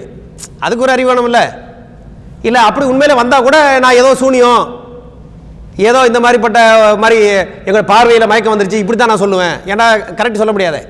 அப்போ அல்லாஹ் என்ன சொல்கிறான்? இப்படி தான் சொல்லுவான் அவன் அப்படி. ஆனால் முஸ்லீம்கள் என்ன செய்வாங்க? உண்மையில் ஏற்றுக்கொள்ளக்கூடியவன் வானத்தில் ஏற்றிக்கிட்டே போனால் கூட மறுக்கிறவன் மறுப்பான். ஆனால் ஏற்றுக்கொள்ளக்கூடிய என்ன செய்வான்? இங்கே இருந்துக்கிட்டே வானத்தை பார்த்துக்கிட்டு ஏற்றுக்கிடுவான். அல்லாஹ் குர்ஆனில் சொல்லி காட்டுகின்றான். அந்த அதாவது சூரா ஆல இம்ரான் என்று சொல்லக்கூடிய அந்த அத்தியாயத்தில் அல்லாஹ் ரப்பல் ஆலமீன் சொல்லி காட்டுகின்றான். அல்லதீன யذ்குரூன அல்லாஹ கியாம வ குஊதன் வ அலா ஜுனுபிஹிம் வ யதஃபக்கரூன ஃபீ ஹல்கி ஸமாவாத்தி வல் அர்தி ரப்பனா மா ஹலக்த ஹதா பாத்திலா சுப்ஹானக ஃபக்கினா அதாபன்னார். அப்போ அதாவது புத்தி உள்ளவர்கள் அதை இறைவனை ஏற்றுக்கொள்ளக்கூடிய என்ன செய்வாங்க? இங்கே இருந்துக்கிட்டே வான பூமி அத்தாட்சிகளை பார்த்துக்கிட்டு முழுமையாக நான் ஏற்றுக்கிட்டேன் யா அல்லாஹ் என்று ஏற்றுக்கொள்வார்கள். ஏற்றுக்க மறுக்கக்கூடிய என்ன செய்வான்? வானத்திலே கூட்டிகிட்டு போய் பாரு அத்தாட்சின்னு காட்டினா என்ன செய்வான்? இல்லை இல்லை இது ஏதோ ஏமாத்த வேலைன்னு சொல்லுவான். அப்போ ஏற்றுக்கொள்வது மறுப்பது என்பது ஏற்றுக்கொள்ள வேண்டும் என்ற எண்ணப்பாடு இருக்க வேண்டும். அப்படி இருந்தால் நம்ம இவ்வளவு ஆதாரம் சொல்ல தேவையில்லை. நம்ம பேசக்கூடிய அந்த ஆதாரங்களை ஏதாவது ஒரு சிறு பகுதி வந்தால் கூட உள்ளத்தில் அவனுக்கு என்ன செய்யாது? ஒரு பெரிய தாக்கத்தை, ஒரு தேடுதலை ஏற்படுத்தும். ஏற்றுக்கொள்ள வேண்டாம் என்ற எண்ணம் ஒருத்தனுக்கு இருக்கும் என்று சொன்னால் நீங்கள் எவ்வளவு கொடுத்தாலும் ஏற்றுக்கொள்ள மாட்டான் என்பதை புரிந்து கொள்ள வேண்டும். ஆனால் நபிகளுடைய வாழ்க்கையினுடைய ஆதாரம் எப்படிப்பட்டது என்று சொன்னால் அதனுடைய பல்வேறு பரிணாமங்களோடு சேர்ந்து அந்த ஆதாரங்கள் எடுத்து வைக்கப்படுகின்ற பொழுது ஒன்றுக்கு மேல் ஒன்றாக அடுக்கடுக்காக ஆதாரங்கள் வைக்கப்படுகின்ற பொழுது அதன் பளுவை எந்த மனிதனாலும் தாங்க முடியாது. அவ்வளவு பழுவான ஆதாரங்கள் இருக்கின்றன, மறுக்கவே முடியாத அளவுக்கு ஆதாரங்கள் இருக்கின்றன. மனமுரண்டாக மறுப்பது கூட ரொம்ப கஷ்டம் என்று சொல்லக்கூடிய அளவுக்கு ரசூலுல்லாஹ்வுடைய வாழ்க்கையில் மட்டும் ஆதாரங்கள் இருக்கிறது என்பதை நம்ம புரிந்து கொள்ள வேண்டும். அப்போ முக்கியமான இங்கே பகுதி என்னவென்று சொன்னால் நபிகளுடைய வாழ்க்கையில் நம்பிக்கை சார்ந்த அடிப்படையில் நம்ம நம்புகிறோம். இறைவனுடைய தூதர் அதனுடைய பல பரிணாமங்களை நம்புகிறோம். பொதுவாக ரசூலுல்லாஹ்வுடைய வாழ்க்கையை வரலாற்று ரீதியாக அனைவரும் ஏற்றுக்கொள்ளக்கூடிய அடிப்படையில் உள்ள உள்ள கோணங்களில் நம்ம ஆராய்ச்சி பண்ணி பார்த்தா கூட ஒரு மனிதன் என்ற அடிப்படையில் இப்படிப்பட்ட சாதனைகளை எப்படி நபிகளார் ஸல்லல்லாஹு அலைஹி வஸல்லம் அவர்களால் செய்ய முடிந்தது ஒரு மனிதன் என்ற பார்வையில்? இந்த கோணத்தில் ஒருவன் யோசித்தால் என்ன முடிவுக்கு வர முடியும் என்றால், மனிதன் என்ற அந்த கோணத்தில் மட்டும் நம்ம பார்ப்பதா இருந்தால் நிச்சயமாக இது ஒரு மனிதனுக்கு அப்பாற்பட்ட பல பல சாதனைகளை நபிகளார் ஸல்லல்லாஹு அலைஹி வஸல்லம் அவர்கள் செய்திருக்கிறார். அப்போ ஏன் இந்த மாதிரி சாதனைகளை ரசூலால் செய்ய முடிந்தது? மனித சக்திக்கு அப்பாற்பட்ட, மனித சக்தி மட்டும் இல்லை, மனிதர்களின் மிக பெரும் தலைவர்களுடைய ஒரு கூட்டு குழு சேர்ந்து செஞ்சா கூட ரசூலுல்லாஹ்வுடைய அந்த சாதனைகளுக்கு பக்கத்தில் நெருங்க முடியாது என்ற அளவுக்கு ஒரு தனி மனிதன் மிகப்பெரிய உலகத்திலே மிக பெரும் தாக்கத்தை ஏற்படுத்தக்கூடிய அளவுக்கு சாதனைகளை செய்திருக்கிறார் என்றால் எவ்வாறு இப்படிப்பட்ட சாதனைகளை செய்ய முடிந்தது? இந்த கேள்வி தான் நம்ம அவங்கள்ட்ட கேட்கக்கூடிய கேள்வி. ஆதாரங்களை எடுத்து வைக்கிறோம், வச்சு நம்ம என்ன கேள்வி கேட்கிறோம் அப்படின்னு சொன்னா, எப்படி ஒரு மனிதனால் இப்படிப்பட்ட காரியங்களை செய்ய முடிந்தது? அப்ப அதற்கு நம்ம என்ன பதில் சொல்றோம்? முஸ்லீம்கள் என்ன பதில் சொல்கிறார்கள்? எப்படி செய்ய முடிந்தது? எப்படி செய்ய முடிந்தது என்றால் ரசூலுல்லாஹ்ட்ட போய் நம்ம கேட்கிறோம், எப்படி செய்ய முடிந்தது? இப்போ அல்லாஹ் குர்ஆன்ல நபிகளார் அவர்களை சொல்லுகின்றான், குல் இன்னமான பஷரும் மிஸ்லுக்கும் யூஹா இலைய அன்னமா இலாஹுக்கும் இலாஹு வாஹித். நான் உங்களை மாதிரி மனிதன் தான், ஆனால் என்ன வித்தியாசம்? எனக்கு இறைவனிலிருந்து வஹி வருகிறது, அதன் மூலமாக உங்களுக்கும் எனக்கும் உள்ள இலாஹ் ஒருவன் தான் என்று சொல்லக்கூடிய அந்த அடிப்படையில் வஹி வந்திருக்கிறது என்று நபிகளார் ஸல்லல்லாஹு அலைஹி வஸல்லம் அவர்கள் சொல்கிறார்கள். அப்போ திருக்குர்ஆன் அல்லாஹ் சொல்லி காட்டுகின்றான், நபிகளார் சொல்லக்கூடிய அந்த விஷயங்கள் இவ்வளவு வெயிட்டாக இருப்பதற்கு என்ன காரணம் என்றால், ஒமா யந்திகு அனில் ஹவா இன் ஹுவ இல்லா வஹ்யு யூஹா. அவர் இஷ்டத்துக்கு எதுவும் பேசுவதில்லை, அவருக்கு வஹி அறிவிக்கப்பட்ட அந்த அடிப்படையிலே தான் அவர் செய்திகளை சொல்கிறார். அதனால தான் அந்த செய்திக்கு, அந்த கருத்துக்களுக்கு அவ்வளவு பழு, அவ்வளவு தாக்கம் இருக்கிறது என்று திருக்குர்ஆன் சொல்வதை பார்க்கிறோம். அதே போல எந்த அளவுக்கு என்றால் திருக்குர்ஆனில் இது மாதிரி பல வசனங்கள் இருக்கின்றன. நான் ஒரு சில வசனங்களை உங்களுக்கு சொல்லி காட்டுகின்றேன். திருக்குர்ஆனில் சூரா ஆராஃப் என்று சொல்லக்கூடிய அத்தியாயத்தில் அல்லாஹ் சொல்லி காட்டுகின்றான், குல்ல அம்லிகுலி நஃப்ஸி நஃபான் வலா தர்ரா. எனக்கே நான் என்ன செய்ய முடியாது, நன்மையோ தீமையோ செய்யக்கூடிய கெப்பாசிட்டி எனக்கு கிடையாது. இல்லா மாஷா அல்லாஹ், அல்லாஹ் நாடினதை தவிர எனக்கு தனிப்பட்ட முறையில் நன்மை அல்லது தீமை எதையும் செய்யக்கூடிய கெப்பாசிட்டி கிடையாது. உலவ் குன்து ஆலமுல் கைப லஸ்தக்ஸர்து மினல் கைர் வமா மஸ்ஸனிய ஸூ. எனக்கு மட்டும் இல்முல் கைபு, மறைவான விஷயங்கள் பற்றிய ஞானம் இருந்திருக்கும் என்றால் எனக்கு நன்மையை நான் அதிகரித்திருப்பேன், எனக்கு தீமை வராமல் நான் என்னை தடுத்திருப்பேன். ஆனால் ரசூலுடைய வாழ்க்கையில் அவங்க பல பிரச்சனையில் மாட்டினாங்க, பல சோதனை வந்துச்சு, பல கஷ்டம் வந்துச்சு. இதெல்லாம் ஏன் வந்துச்சு அப்படின்னு சொன்னால் இல்முல் கைப் தெரியாது. அப்போ ரசூலுல்லாஹ் சொல்றாங்க, எனக்கு இல்முல் கைப் தெரியாது, அல்லாஹ் அறிவிச்சது தெரியும், மற்றபடி எனக்கு தெரியாது. அப்படி தெரிஞ்சிருந்தா நான் எனக்கு நிறைய நன்மை செஞ்சிருப்பேன், நிறைய தீமையிலிருந்து நான் பாதுகாத்திருப்பேன்.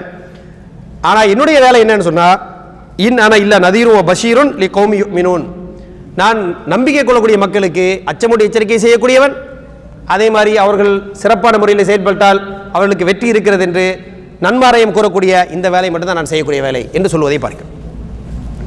அப்போ நபிகள் நாயகம் நம்மள்கிட்ட கேட்டால் நம்ம என்ன சொல்கிறோம்?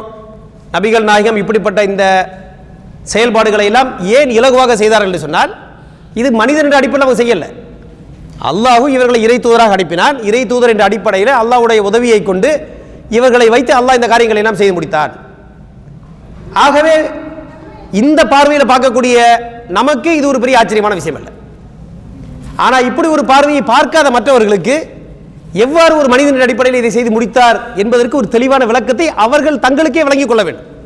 அப்படி விளங்கவில்லை என்றால், மனித சக்தியிலே இது சாத்தியமில்லை என்பதை தெளிவாக அவர்கள் புரிந்து கொண்டால், மனமுரண்டு இல்லாமல் என்ன செய்யணும்? இவர் இறை தூதர் என்று சொல்லக்கூடிய கருத்தின் உண்மையை விளங்குவதற்கு முற்பட வேண்டும். அப்படி முற்படாமல் மனமுரண்டாக மறுத்தாங்கன்னு சொன்னால், அந்த மனமுரண்டான மறுப்புக்கு அவங்க தான் என்ன செய்யணும்? பொறுப்பாளர்களாக இருக்கிறார்கள். ஏனென்றால் மறுப்பதற்கு வாய்ப்பே இல்லாத அளவுக்கு பழுவான, அதாவது பயங்கர வெயிட்டான பல ஆதாரங்களை நபிகளுடைய வாழ்க்கை நமக்கு எடுத்து தருகிறது என்பதை புரிந்து கொள்ள வேண்டும். இப்போ அதில் ஒரே ஒரு பகுதி இன்னைக்கு பார்ப்போம் இன்ஷா அல்லாஹ் தஆலா. அந்த பகுதி என்னவென்று சொன்னால், நபிகள் நாயகம் ஸல்லல்லாஹு அலைஹி வஸல்லம் அவர்களை பற்றி பேசுகின்ற பொழுது வரலாற்றிலேயே மிகவும் வெற்றி பெற்ற ஒரு பெரும் தலைவராக நபிகளார் ஸல்லல்லாஹு அலைஹி வஸல்லம் அவர்களை பல கோணங்களிலே பல அறிஞர்கள் தெளிவுபடுத்துவதை பார்க்கிறோம். உதாரணமாக நீங்க பார்த்தீங்க அப்படின்னு சொன்னா, மைக்கேல் ஹெச் ஹார்ட் என்று சொல்லக்கூடிய ஒரு அறிஞர், இந்த வரலாறு நிறைய பேர் கேள்விப்பட்டிருப்போம். நம்ம மைக்கேல் ஹெச் ஹார்ட் யாரு? என்னமா புரியல? தி 100 என்று ஒரு புத்தகம் எழுதினார். எழுதிய அந்த புத்தகம் ரொம்ப ஃபேமஸாக இருந்துச்சு. இந்த புத்தகத்தில் அவர் உலகத்தில் மனித சமுதாயத்தில் மிக பெரும் தாக்கத்தை ஏற்படுத்திய பெரும் தலைவர்கள் அப்படிங்கிற ஒரு லிஸ்ட்டை தொகுத்தார். அதை வரிசை கிரமமாக தொகுத்தார். யார் அதிக தாக்கத்தை ஏற்படுத்துகிறாங்களோ அவங்களுக்கு நம்பர் 1 தரத்தை கொடுத்தார். இப்படியே பல பேரை லிஸ்ட் பண்ணியிருக்கிறார். அதில் முதல் இடத்துல அவர் யாரை வைக்கிறார் அப்படின்னு சொன்னால் முகமது ஸல்லல்லாஹு அலைஹி வஸல்லம் அவங்கள வைக்கிறார். அதை வச்சுக்கிட்டு நிறைய காரணம் சார். உண்மையிலே அந்த முதல் சாப்டரை தயவு செய்து படிச்சு பாருங்க, ரொம்ப இன்ட்ரெஸ்டிங்காக இருக்கும். எத்தனை பேர் படிச்சிருக்கீங்க அந்த சாப்டரை? சும்மா கை தூங்க பாப்போம். ஃபர்ஸ்ட் சாப்டர் ஃபுல்லாக படித்தது 2 பேர் படிச்சிருக்கீங்க, மாஷா அல்லாஹ். ஃபுல்லாக படித்து பாருங்கள். உண்மையிலேயே நம்ம யோசிக்காத மாதிரி ஒரு ஆங்கிள் அவர் சில விஷயங்கள் அதில் ஆய்வு செய்து எழுதியிருக்கிறார். இப்படியெல்லாம் யோசிக்கலாம் என்று நமக்கே ஆச்சரியமாக இருக்குது. அப்போ இதெல்லாம் படித்தாதான் நம்மளும் இப்படியெல்லாம் ஒரு பார்வை பார்க்கணும். அப்போ எவ்வளோ பெரிய மகத்தான அந்த அவருடைய வாழ்க்கையில் உள்ள அந்த பகுதிகள் இருக்கின்றன, எப்படியெல்லாம் அதை பார்த்து விளங்க முடியும் என்ற அந்த கருத்துக்களை நம்ம என்ன செய்யலாம், நம்மளும் உள்வாங்க முடியும். அப்புறம் இவர் என்ன சொல்கிறாருன்னு சொன்னால், முகமது நபி அவர்களை ஏன் முதல் தரத்தில் வச்சு நான் பார்க்குறேன் அப்படின்னு சொன்னால், மார்க்க ரீதியான வெற்றி, அதாவது இஸ்லாம் என்று சொல்லக்கூடிய மார்க்க, இஸ்லாம் என்று சொன்னால் இந்த இடத்துல இவர் சொல்ல வர்றது முகமது நபி அவர்கள் மூலமாக கடைசியாக வந்து முழுமைப்படுத்தப்பட்ட இந்த இஸ்லாம். இப்போ இந்த இஸ்லாம் என்று சொல்லக்கூடிய மார்க்கம், இதனுடைய முழு மார்க்க ரீதியான கருத்துக்களை கொண்டு வந்தது, இந்த மார்க்கத்தை பிரச்சாரம் செய்து மக்கள் மத்தியில் கொண்டு எத்தி வைத்தது. அப்போ இந்த மார்க்கத்தினுடைய முழு வளர்ச்சிக்கு யார் காரணம்? ஃபவுண்டர் ப்ளஸ் ப்ரோசிலிட்டைசர் அப்படிம்பாங்க. அதாவது மார்க்கத்தை பிரச்சாரம் செய்தது முகமது நபி ஸல்லல்லாஹு அலைஹி வஸல்லம். அதே மாதிரி இஸ்லாமிய பேராட்சி, இஸ்லாமிக் எம்பையர் அப்படிம்பாங்க. அது வந்து மதீனாவில் தொடங்கி உலகளாவிய அளவில் மிகப்பெரும் பேரரசாக வளர்ந்தது. அந்த இஸ்லாமிக் எம்பையர் என்று சொல்லக்கூடிய அந்த இஸ்லாமிய பேரரசினுடைய ஃபவுண்டர் யாரு? முகமது நபி ஸல்லல்லாஹு அலைஹி வஸல்லம் அவர்கள். அப்போ இப்படிப்பட்ட முறையில் மார்க்க ரீதியான விஷயங்கள், அதே மாதிரி அரசியல் ரீதியான அடிப்படை, இப்படி 2 தரத்திலும் மிக பெரும் வெற்றியை ஒரு சேர அடைந்த தலைவர் வரலாற்றில் யாருமே கிடையாது என்று சொல்லி காட்டினார். யாருமே ரசூலுல்லாஹ்வுக்கு பக்கத்திலே வரல. அப்படி எந்த அளவுக்கு சொன்னால், உதாரணமாக கிறிஸ்தவ மார்க்கம் என்று சொன்னால், கிறிஸ்தவ மார்க்கத்தினுடைய அடிப்படை கொள்கை இயேசு கிறிஸ்து என்று சொல்லக்கூடிய ஈசா அலைஹிஸ்ஸலாம் மூலமாக வந்தால் கூட அதை மக்களுக்கு கொண்டு பரப்புனது யார் கிடையாது? ஈசா அலைஹிஸ்ஸலாம் இல்லை. பரப்புனது யாரு? பவுல் அடிகளார் என்று சொல்லக்கூடிய ஒரு பரப்புனார். அதனால தான் அவர் ஈசா அலைஹிஸ்ஸலாத்துக்கு ஒரு ரேங்க் கொடுக்குறாரு, பவுல் அடிகளாருக்கு ஒரு ரேங்க் கொடுக்குறாரு இந்த புத்தகத்திலே. இப்போ இவங்க 2 பேரும் சேர்ந்து செஞ்ச வேலையை விட திறமையான வேலையை ரசூலுல்லாஹ் மார்க்கத்தில் மட்டும் செஞ்சிருக்கிறாங்க. அதே மாதிரி மிகப்பெரும் பேராட்சியை உருவாக்குனதில் பார்த்தீங்கன்னு சொன்னால், பெரிய பெரிய தலைவர்கள் அலெக்சாண்டரு, செங்கிஸ்கான், யாரோ சொல்லப்படுகிறது. ஆனால் அவங்களும் உருவாக்கிய எந்த பேராட்சியும் இன்னைக்கு இல்லை. அலெக்சாண்டருடைய பேரரசு இப்போ இருக்குதா? இல்லை. அலெக்சாண்டர் எந்த ஊர்லேருந்து வந்தான்னு தெரியுமா? மாசிடோனியான்னு சொல்லி ஒரு ஊர்லேருந்து வந்தார். அந்த ஊரே எங்கே இருக்குன்னு எனக்கு தெரியாது. செங்கிஸ்கான் எங்கேருந்து வந்தா? மங்கோலியா என்று ஒரு ஊரில். மங்கோலியா எங்கே இருக்குன்னு தெரியுமா? மேப்பில் எங்கேயோ அப்படி ஒரு இடத்துல இருக்குது. கரெக்ட் தானே? ஏன்னா அதெல்லாம் என்ன இல்லை, அதுக்கு அந்த தொடர்ந்து நிலையான தன்மை அதுக்கு இல்லாமல் போயிடுச்சு. அந்த மங்கோலிய ஆட்சி கொஞ்ச நாள் இருந்துச்சு, போயிடுச்சு. அது அப்புறம் இஸ்லாமிய மயமாக மாறிடுச்சு. அலெக்சாண்டருடைய ஆட்சி, அலெக்சாண்டர் மிகப்பெரிய ஆட்சியை உருவாக்கிட்டு அலெக்சாண்டர் ரிட்டர்ன் வரதுக்குள்ளே அவனும் இறந்து போயிட்டான், அவன் ஆட்சியும் போயிடுச்சு. அப்போ அவன் கண்ணு முன்னாடியே அவனுடைய பெரும் சாம்ராஜ்யம் சரிந்தது என்பதை வரலாறு சொல்வதை பார்க்குறோம். அப்போ இப்படிப்பட்ட ஒரு பெரும் வெற்றியை முகமது நபி ஸல்லல்லாஹு அலைஹி வஸல்லம் அவர்கள் அடைந்தார்கள் அப்படின்னு சொல்லிட்டு,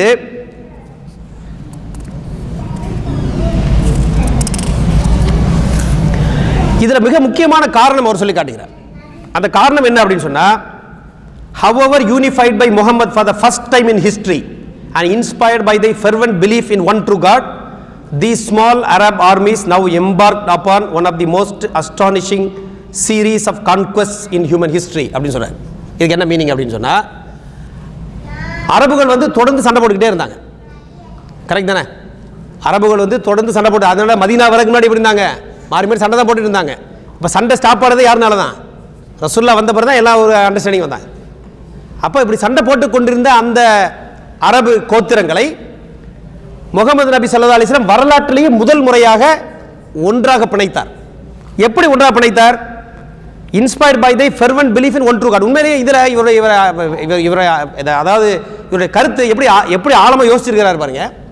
இப்போ நபிகளார் அவர்கள் இவங்களை ஒன்று சேர்த்தான்னு சொல்லலை, ஓர் இறைவனை நம்புதல் என்று சொல்லக்கூடிய இந்த நம்பிக்கையை கொடுத்து அந்த அடிப்படையில் ஒன்று சேர்த்தார் என்று சொல்றார். உண்மை நல்ல அருமையாக அவர் அந்த கருத்தை பதிவு செஞ்சிருக்கிறார். இப்படி ஒன்று சேர்த்த பிறகு இந்த சின்ன கூட்டம் தொடர்ந்து மிக பெரும் உலக வரலாற்றிலேயே அடையாத மிகப்பெரிய வெற்றிகளை அடைந்தார்கள். அதாவது ரோமானிய பேரரசு, பாரசீக பேரரசு, இரண்டு மிகப்பெரும் பேரரசுகளை ஒரு சேர வெற்றி அடைந்து இரண்டு பேரரசுகளுக்கும் முடிவுரை எழுதுவது யாரு?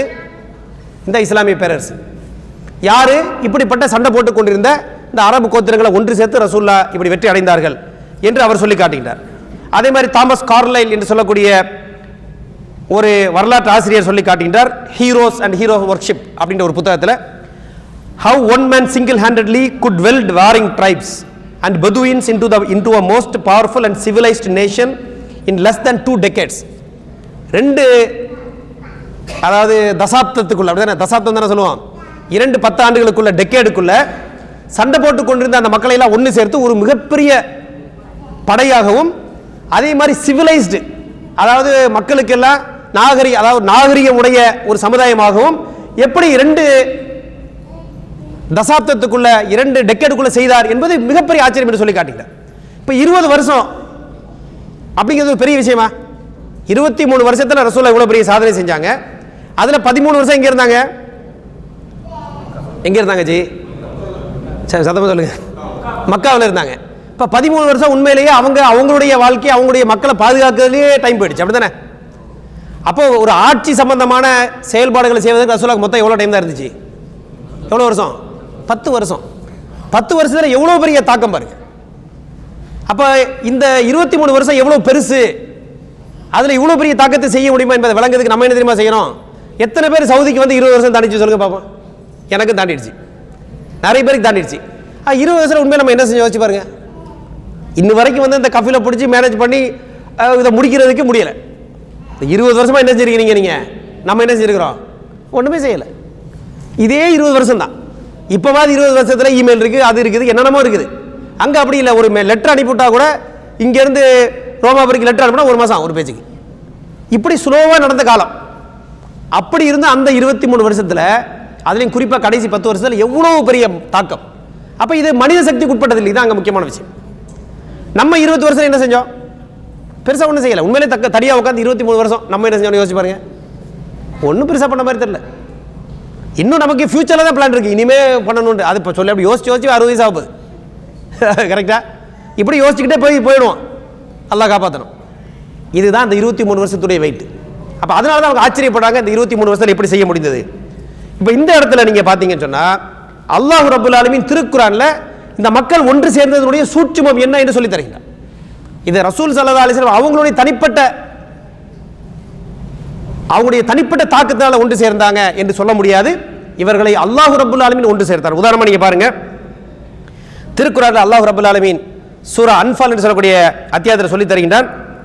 அந்த போரில் வந்து அவங்க சமாதானத்துக்கு வந்தால் நீங்கள் சமாதானமாக போயிடுங்க, அவங்க உங்களுக்கு ஏதாவது சதித்திட்டம் செய்ய வந்தால் கவலைப்படாதீங்க என்று சொல்லிட்டு அல்லாஹ் சொல்றான், ஹுவல்லதி ஐயதக பி நஸ்ரிஹி வபில் முஃமினீன். அல்லாஹ் தான் உங்களுக்கு உதவி செய்தான். யாரை கொண்டு? இறைவனுடைய வெற்றியை கொண்டும் மூமின்களை கொண்டும் உங்களுக்கு என்ன செஞ்சான்? உங்களை உறுதிப்படுத்தினான். இப்படி அல்லாஹ் சொல்றான். அப்போ அவர் என்ன சொல்றாரு? நம்ம அந்த மைக்கேல் ஹெச்சார்ட் என்ன சொல்றாரு? இவங்களை ஒன்றுபடுத்தி அந்த ஒன்றுபடுத்தினதை கொண்டு வெற்றி அடைகிறார் என்று சொல்றான். அல்லாஹ் என்ன சொல்றான்? மூமின்களை வைத்து உங்களுக்கு நான் என்ன செய்கிறேன்? கரத்தை உறுதிப்படுத்தினோம் என்று சொல்லிட்டு அடுத்த வசனத்தை அல்லாஹ் சொல்றா. உண்மையிலேயே ரொம்ப ஆழமான ஒரு வசனம். அதை நம்ம இந்த கோணத்தில் பார்க்கணும். இதில் அல்லாஹ் சொல்லி காட்டினான், வல்லஃப பைன குலூபிஹிம். அல்லாஹ் ரப்புல் ஆலமீன் அந்த மக்களுடைய உள்ளத்தில் ஒரு பிணைப்பை ஏற்படுத்தினான். யார் அந்த பிணைப்பை ஏற்படுத்தினது? சஹாபாக்கள் மத்தியில் யார் ஏற்படுத்தினா? அல்லாஹ் ஏற்படுத்தினான். அது மட்டும் சொல்லலை, அடுத்து அல்லாஹ் சொல்றான் பாருங்க, லவ் அன்ஃபக்த மாஃபில் அர்தி ஜமியா. நபியே, இந்த பூமியில் உள்ள எல்லா பொருளையும் நீங்கள் செலவழித்தாலும், மா அல்லஃப்த பைன குலூபிஹிம், இந்த மக்களுடைய உள்ளத்தை உங்களால் ஒன்று சேர்க்க முடியாது. எப்படிப்பட்ட வார்த்தை பாருங்க, ஒரு சாதன வார்த்தையா இது? அப்போ எவ்வளோ வெயிட்டான கருத்து அல்லாஹ் இந்த இடத்த சொல்றான். இந்த பூமியில் உள்ள எல்லாத்தையும் நீங்கள் செலவழித்து இந்த மக்களை ஒன்று சேர்க்கணும் அப்படின்னு நீங்கள் செலவழிச்சிருந்தா ஒன்று சேர்ந்திருக்க மாட்டாங்க. வலாக்கின்னல்லாஹ அல்லஃப பைனஹும், ஆனால் அல்லாஹ் தான் அவங்களுக்கு உள்ளத்தில் பிணைப்பை ஏற்படுத்தினான். இன்னஹு அஸீஸுன் ஹக்கீம், அவன் யாவற்றையும் மிகைத்தவன், நுட்பமான ஞானமுடையவன் என்று சொல்லி தருகின்றான். அப்போ இந்த வசனம் எவ்வளோ பெரிய ஆழமான கருத்தை பதிவு செய்து பாருங்க. இந்த மக்களை ஒன்று சேர்ப்பது என்பது மனித கெப்பாசிட்டியே கிடையாது. அதனால தான் நீங்கள் பாருங்க, எல்லாம் ஒரு ஒன்றா குரூப் ஒரு ஜமாத்தா இருக்குது, பெரிய சாதனை தான். அது சாதனை வேலை இல்லை. நம்ம நினச்சிக்கிட்டோம் ஒரு 20 வருஷம் 30 வருஷம் ஜமாத்தா இருக்குன்னு சொன்னால் பெரிய அல்லாவுடைய அருள் கிடையாது. ஏன்னு சொன்னால் கொஞ்சம் அப்படி இப்படி இருந்தால் எல்லாம் பிச்சுட்டு போயிருப்பான். அப்படி தான் போய்கிட்டு இருக்கோம் நம்ம. அப்போ மக்கள் ஒன்றா சேர்ந்து இருக்கிறது அப்படிங்கிறது எவ்வளோ பெரிய கிஃப்ட், எவ்வளோ பெரிய நேமா அப்படிங்கிறது ஒரு கோணம். அல்லாஹ் ரப்புல் ஆலமீன் அந்த சஹாபாக்கள் ஒன்று சேர்ந்தாங்கல்ல, அதை அல்லாஹ்வுடைய மிகப்பெரிய அருள் கொடை. அல்லாஹ்வால் மட்டும்தான் செய்ய முடிஞ்ச ஒரு விஷயம். ரசூலுல்லாவால் கூட இந்த உலகத்தில் உள்ள எல்லாத்தையும் செலவழிச்சாலும் செய்ய முடியாது என்று சொல்லி தருவதை பார்க்கிறோம். அதே மாதிரி இன்னொரு வசனத்தை அல்லாஹ் சொல்லி காட்டுகிறான், வாத்தஸிமு பிஹப்லில்லாஹி ஜமீஅன் வலா தஃபர்ரகு வதுகுரு நிஅமத்தல்லாஹி அலைக்கும் இது குன்தும் ஆதாஅன் ஃபஅல்லஃப பைன குலூபிக்கும் ஃபஅஸ்பஹ்தும் பிநிஅமதி இஹ்வானா என்று சொல்லிக்கிறேன். அல்லாஹ் அவனுடைய அருள் கொடையை நினைவூட்டுறான். எப்படி நினைவூட்டுறான்? அல்லாஹ்வுடைய கயிறை நீங்கள் ஒன்றாக பற்றி பிடித்துக் கொள்ளுங்கள், பிரிந்து விடாதீர்கள். ஒதுக்குரு நியமத்தல்லாஹி அலைக்கும், அல்லாஹ்வுடைய அருள் கொடை நீங்க எண்ணி பாருங்க. நேர்கொடை என்ன? இது குந்தும் ஆதான், நீங்கள் எல்லாம் பகைவர்களாக இருந்தீங்க. ஃபஅல்லஃப பைன குலூபிக்கும், உங்கள் உள்ளத்துக்கு மத்தியில் அல்லாஹ் ஒரு பிணைப்பை ஏற்படுத்தினான். ஃபஅஸ்பஹ்தும் பிநிஅமதி இஹ்வானா, அவனுடைய அருள் கொடையை கொண்டு நீங்க சகோதரர்களாக மாறிட்டீங்க. அப்போ எவ்வளோ ஒரு டீப்பான வார்த்தை பாருங்க. அப்போ இது ஒரு சிம்பிள் வேலையே இல்லை, ஒரு பயங்கரமான ஒரு சம்பவம் நடந்திருக்குது. அதனால நீங்கள் வரலாற்றில் பாருங்க, ரசூலுல்லாஹ்வுடைய வாழ்க்கையில் மதீனா போனவொடனே செஞ்ச முதல் முக்கியமான ஒரு வேலை என்ன? மிக முக்கியமான ஒரு வேலை செஞ்சாங்க. என்ன வேலை செஞ்சாங்க? அன்சார்களுக்கும் முஹாஜிருக்கு மத்தியில் சகோதர பிணைப்பை ஏற்படுத்தினாங்க. அந்த பிணைப்பு எவ்வளோ ஸ்ட்ராங்காக இருந்துச்சு அப்படின்னு சொன்னால், பிளட் ரிலேஷனில் உள்ள அந்த சொந்தத்தை விட அவ்வளவு உறுதியான பிணைப்பாக இருந்தது. எந்த அளவுக்கு பிணைப்புன்னு சொன்னால், வெளியூர்லேருந்து வந்த மக்கள் தொடர்ந்து தலைவர்களாக பார்க்கப்பட்டார்கள், தொடர்ந்து தலைமைத்துவம் கொடுக்கப்பட்டார்கள், தொடர்ந்து பரம்பரையா வெளியூர்லேருந்து வந்த மக்களுடைய ஆட்சி தான் நடந்துச்சு. இப்படி உலகத்தில் எங்கேயா நடக்குமா? எங்கேயுமே நடக்காது. வெளியூர்லேருந்து யாராவது வந்தால், இப்போ தமிழ்நாட்டில் ஆட்சி பிடிக்கணும்னு வைங்க, தமிழ்நாட்டில் ஆட்சி பிடிக்கணும், ஒரு வடக்குலேருந்து ஒருத்தரை கொண்டு வந்து வச்சா நீங்கள் 100% தந்துடுவாங்க. கரெக்டா இல்லையா? அதே மாதிரி பார்த்தீங்கன்னு சொன்னால், எந்த ஊர்லேயுமே வேற ஏதாவது உதாரணமாக மேலை நாட்டை சார்ந்தவர்கள் வந்து, அதாவது காலனித்துவம்னு சொல்கிற அடிப்படையில் ஆட்சி பண்ணாங்கல்ல, அவங்க எப்படி ஆட்சி பண்ணாங்க? ஆட்சி பண்ணும்போது அந்த ஊர்லேருந்து ஒரு ஆள் தான் தலைவராக இருப்பாங்க. யாரு? இவனுக்கு ஜாலரை அடிக்கிற மாதிரி, நம்ம என்னெல்லாம் சொல்லுவோமோ அதை கேட்குற மாதிரி ஒரு ஆள் எடுப்பான். ஆனால் அவன் யாரு? அந்த லோக்கல் பார்ட்டி. அப்போ தான் மக்கள் என்ன செய்ய மாட்டாங்க, அவனுக்கு எதிராக போராட மாட்டாங்க. அப்போ அவங்க ஆள்லேயே ஒரு ஆள் தெரிந்து வைப்பான், இவன் சொன்ன மாதிரி ஆட்சி பண்ணுவான். வெளிநாட்டுக்காரங்களை ஏற்றுக்கொள்ளக்கூடாது, அவனுக்கு எதிர்த்து போராட வேண்டும் என்ற ஏற்பாடு எல்லா சமுதாயத்திலும் இருக்கு. அதனால தான் வெளிநாட்டுக்காரன் எங்கே வந்தாலும் என்ன செய்ய மாட்டான், அவனுக்கு ஒரு அந்தஸ்தோ பொறுப்போ பதவியோ கிடைக்காது. அதை எல்லா அரசியல்லையும் இப்போ நம்ம ஊரில் பிரச்சாரம் நடந்தால் அதில் நடக்கும். உதாரணமாக பெங்காலில் பிரச்சாரம் நடக்க போகுது, அதில் பெங்காலியா வெளிநாட்டுக்காரனான பிரச்சாரம் நடக்க போகுது. எல்லா ஊர்லையும் இந்த பிரச்சாரம் செல்லுபடியாகும். ஆனால் மிகப்பெரிய ஒரு ஆச்சரியமான சம்பவம் வரலாறு நடந்தது என்னவென்று சொன்னால், முஹாஜிர்கள் கண்ணியமான முறையில் வரவேற்கப்பட்டு அவர்களுக்கு அன்சார்கள் முழுமையான முறையில் தங்கள்கிட்ட உள்ள எல்லாத்தையுமே அவங்களுக்கு எடுத்து கொடுத்தாங்க. மட்டும் இல்லாமல் தொடர்ந்து தலைவர்களாக ஏற்றுக்கொண்டு தலைமைத்துவத்தையும் கொடுத்தாங்க. இப்படிப்பட்ட ஒரு வரலாற்று சம்பவத்தை நம்ம பார்க்கவே முடியாது என்பதை இந்த இடத்தை விளங்கிக் கொள்ள வேண்டும். இப்போ இதெல்லாம் எங்கேருந்து வருது? அல்லாஹ் ரப்புல் ஆலமீன் அவனுடைய அருள் கொடையை கொண்டு இந்த விஷயங்களை செய்தான். அப்போ அந்த அடிப்படையில் தான் இப்படிப்பட்ட வெற்றி வந்திருக்கிறது என்ற கருத்தை இந்த இடத்தை விளங்கிக் கொள்கிறோம். அப்போ இதிலிருந்து நம்ம என்ன பார்க்கலாம் என்று சொன்னால், அப்போ நபிகளார் ஸல்லல்லாஹு அலைஹி வஸல்லம் அவர்கள் இப்படிப்பட்ட இவர்களுக்கு மத்தியில் ஒற்றுமை ஏற்படுத்தி மிக பெரும் வெற்றிகளை அடைந்தது என்பதே ஒரு தனி மனித சக்திக்கு அப்பாற்பட்ட மிக பெரும் சாதனை என்ற ஒரு கருத்தை நம்ம விளங்கிக் கொள்ள முடியும். இன்ஷா அல்லாஹ் இன்னும் நிறைய செய்திகள் பேச வேண்டியிருக்கு. இதில் இந்த பகுதியோடு நம்ம இன்றைக்கு இன்ஷா அல்லாஹ் நிறுத்துவோம். அதாவது அடுத்த கிளாஸுக்கு வரும்பொழுது, இப்போ அதை நம்ம கிளாஸ் எப்போதும் தெரியாது, இந்த நம்ம முன்னாடி பேசுகிறத அப்படி பார்த்துட்டு வர முடிஞ்சால் திரும்ப வரும்போது நம்ம தொடர்ந்து பேசும்பொழுது நம்ம பேசக்கூடிய தலைப்பை அதை தொடர்ந்து அவதானிப்பதற்கு வசதியாக இருக்கும். இப்போ இப்படிப்பட்ட முறையில் மிகப்பெரிய பேராட்சியை நிறுவினார்கள். அந்த பேராட்சி வந்து உலகளாவிய அளவில் வியாபித்தது. அதே மாதிரி பரவிய பேராட்சி நிலைத்தும் இருந்தது என்பது ஒரு மிகப்பெரிய சாதனையாக கருதப்படுகிறது. அப்போ தொடர்ந்து இன்ஷா அல்லாஹ் அடுத்தடுத்த கருத்துக்களை பார்ப்போம். இன்றைக்கி ஒரு விஷயத்தை பேசியிருக்கிறோம். அது என்னவென்று சொன்னால், நபிகளார் ஸல்லல்லாஹு அலைஹி வஸல்லம் அவர்கள் இப்படிப்பட்ட அந்த பிரிந்து கிடந்த அந்த மக்களை ஒன்றிணைத்திருக்கிறார்கள். அதன் மூலம் மிகப்பெரிய வெற்றி அடைந்தார்கள். இது ஒரு மனிதனுடைய சக்திக்கு அப்பாற்பட்ட ஒரு மிகப்பெரும் சாதனையாக கருதப்படுகிறது என்று அது சம்பந்தமான சில ஆதாரங்கள் நம்ம தந்திருக்கிறோம். தொடர்ந்து இன்ஷா அல்லாஹ் அடுத்தடுத்த விஷயங்களை பார்ப்போம். அல்லாஹ் ரப்புல் ஆலமீன் சரியான முறையில் அந்த விஷயங்களை வழங்கி அதை வாழ்க்கையை நடைமுறைப்படுத்துவதற்கு நமக்கு தௌஃபீக் தந்தல்வானாக என்று கூறியவனாக இந்த உரையை முடித்துக் கொள்கின்றேன். வாஹிர் தவானா அல்ஹம்துலில்லாஹி ரப்பில் ஆலமீன். அஸ்ஸலாமு அலைக்கும் வரஹ்மத்துல்லாஹி வபரகாத்துஹு.